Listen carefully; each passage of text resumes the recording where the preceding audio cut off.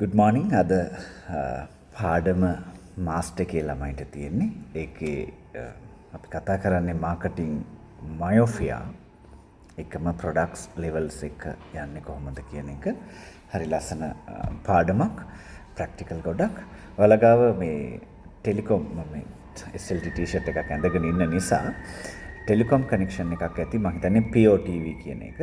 පොඩ්ඩක් බලන්න ඒකේ channels වලට 60 70ක් දීලා තියෙනවා යාලා. නමුත් ඒ 60 70 ඇතුලේ ඔයාලා බලන්නේ channels කීපයයි. හැබැයි අර ඔක්කොටම ඔයාලා pay කරලා. එතකොට අපිට අසාධාරණයක් වෙලා වගේ දැනෙනවා. අපි channel ගොඩකට pay කරලා නමුත් අපිට ඔක්කොම බලන්න පුළුවන්. නමුත් අපි බලන්නේ 5යි 6යි. ඔයාලා බලන්න කතා කරලා අනිත් බලන්න නැති channels ටික අයින් කරගන්න පුළුවන්ද කියලා ඔයාලට බෑ.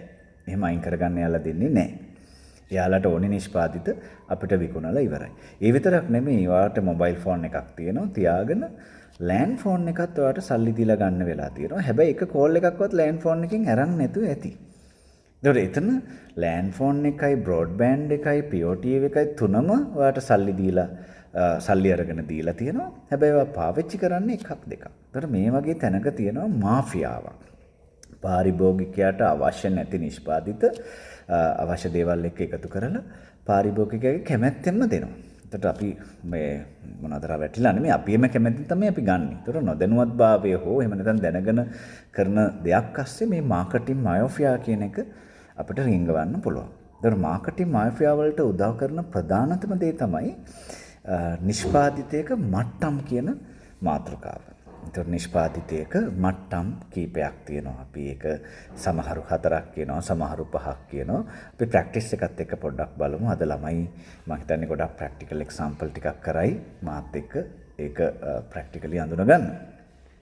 දැන් අපි ගමුකෝ අපිට නිදා ගන්න තැනක් නැහැ. අපි මහන්සි වෙලා කොහේ ගිහිල්ලා දැන් පොළවක් විතරක් තියෙන කාගේ හරි ඉඩමක්. අපි එතනින් අහනවා අනේ මෙතන වහලෙකුත් නැහැ.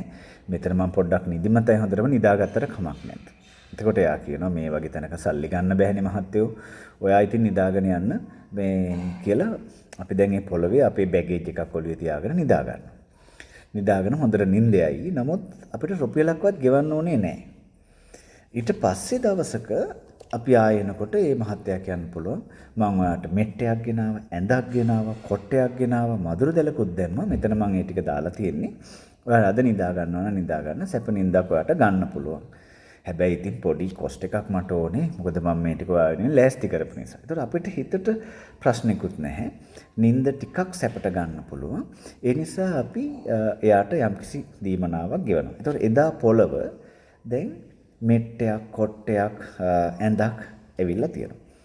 තව ටිකක් ඊගව දවසේ එනකොට අපිට පුළුවන් ඒක නිකන් අපි නිදා ගන්න යනකොට අපේක්ෂා කරන දේවල් තියෙනවනේ. ටවල් එකක්, ඊට පස්සේ වොෂ්රූම් එකක්, ඊට පස්සේ ෆෑන් එකක්, පොඩි ටේබල් එකක්. ඒ වගේ දේවල් ටිකකුත් මේකට එකතු කරලා තියන්න පුළුවන්.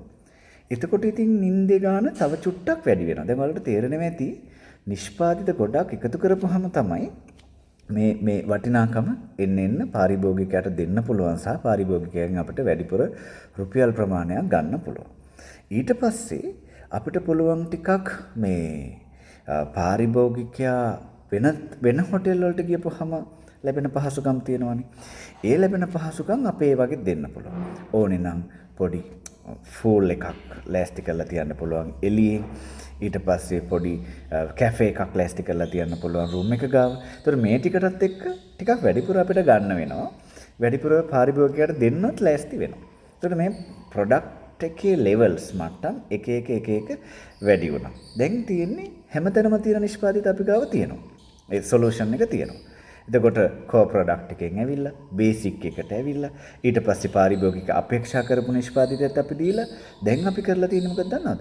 තරංගකාරයා දෙන සොලියුෂන් එකක් දීලා තියෙනවා. ඒ කියන්නේ අපේ හොටෙල් එක එළියේ තියෙන අනිත් හොටෙල්ස් එක සමානයි.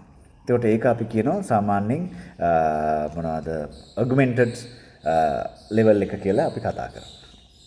එතකොට ඒ කියන්නේ පාරිභෝගිකයට තරංගකාරයාගෙන් දෙන සමාන මට්ටමින් ගන්න පුළුවන් කියන්නේ. ඒක ඔග්මෙන්ටඩ් ලෙවල්.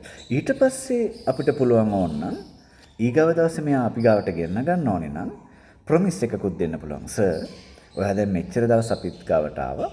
ලබන පාර එනවා නම් මම ඔයාලට 150ක ඩිස්කවුන්ට් එකක් දෙනවා.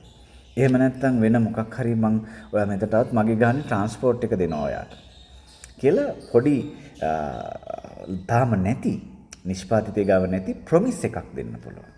එහෙම වුණොත් ඒක පොටෙන්ෂියල් එකක්. තකවත් හරි දවසක වෙන්න පුළුවන් එකක්.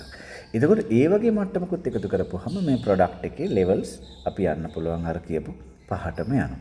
හැබැයි මේ හැමතැනකම අපි කරේ පාරිභෝගික නිදි කරූපයක විතරයි.